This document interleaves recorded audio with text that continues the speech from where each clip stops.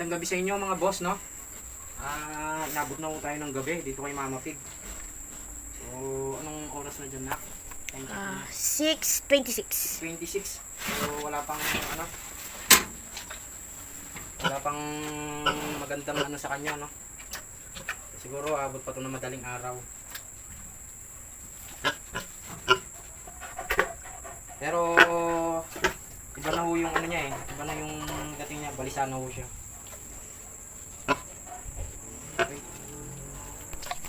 Tapos, so ni-ready ko na po yung mga gagamitin ko, no, basahan. Tapos yung ilaw ng ating mga biik.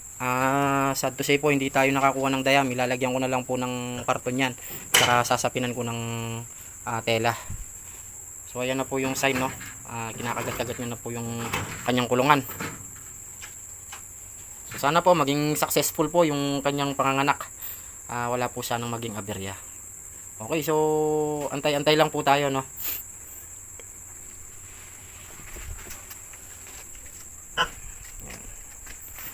Makakatulong din po yung paghimas sa tiyan niya para humilab po ng gusto, mapabilis po yung kanyang panganganak. Tsaka yung daddy niya ho, sobrang dami na ho nung lumalabas na gatas. Pagka napisil ho, talagang sumisirit po yung gatas, no. So time check tayo. 11:04 na po ng gabi. So 11:04 na po ng gabi, apat pa lang po yung nilalabas ni Mama Pig, no. So ipapakita ko sa inyo. Okay. So ayan po yung bagong labas, yung dalawa. Yan, kakalabas lang ho niyan. Tapos yung dalawa nandito na ho sila, yan.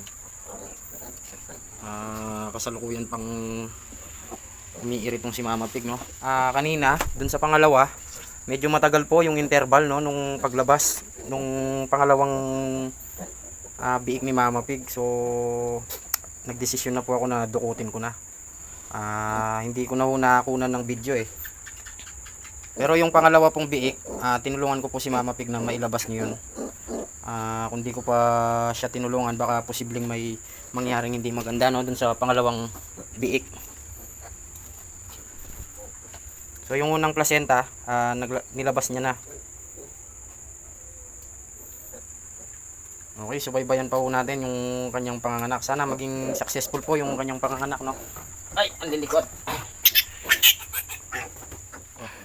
Okay mga boss, so napabilis po, no, yung interval ng paglabas ng kanyang mga biik ngayon. Pang-5 po to. Kapag ka ganito, kung sa mga first timer po, kapag ka lumabas ng ganito, no, yung biik, so agad po natin punasan yung uso para makahinga po ng maluwag, no, yung biik na ilalabas ng ating inahin baboy. Priority po natin dyan yung uso at saka yung bibig. Okay, yan. Sa iba ho, kahit hindi nila tinatali itong pusod na to. So kami, ang ginagawa ko kasi para hindi siya abala sa kanyang paglalakad, tinatalian ko po siya ng sinulid, no. So didistansyahan ko lang mula dun sa kanyang tiyan. Ganito lang ho kahaba. Para hindi lang ho niya naapakan, kasi pwedeng maging cause po, no, nung pagbiblid ng kanyang pusod kapag ka naaapakan mo nila yan. Okay mga boss, so 11:58 na po, magto 12 na, no, mga boss. So yun na yung mga biik natin. Nagkalat na po. Ang dami. Ayan. Sila letter? Bali kaya bitang mete, ay na. 13. 13. So may lumabas na po na 13 heads. Naglabas po ng biik na hindi na develop nung si Mama Pig, no. So hindi pa ho siya ganun na develop ng gusto. Bali pitos pa lang ho talaga. Ayan. Time check ko tayo. Launa na po ng madaling araw. So naglalabas na po ng placenta si Mama Pig or inunan. Bali 14 heads po ang nilabas niyang piglets. Sad to say po na yung isa hindi po siya ganun na develop ng gusto, no. Meron po tayong 13 heads po niyan. So, thank God na rin po dahil sa edad po nitong alaga nating inahin baboy. Nakuha niya pa po na magkaroon ng biik na ganong karami, no? So, meron po tayo ngayon na 13 heads. Ito po sila. Ayan.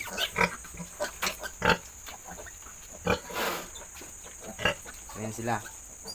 Biniyaan tayo ng 13 heads na biik na malulusog. Ayan.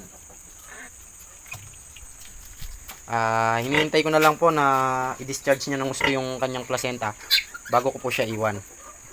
Okay, so hanggang dito na lang po, no, itong vlog natin dito kay Mama Pig sa kanyang panganganak. Yan. Maraming salamat po sa inyong panunood. So hanggang dito na lang po. At happy farming po. God bless. So see you soon na lang po sa mga next upload ko po para dun sa update, no, dito sa ating mga alagang biik. Okay?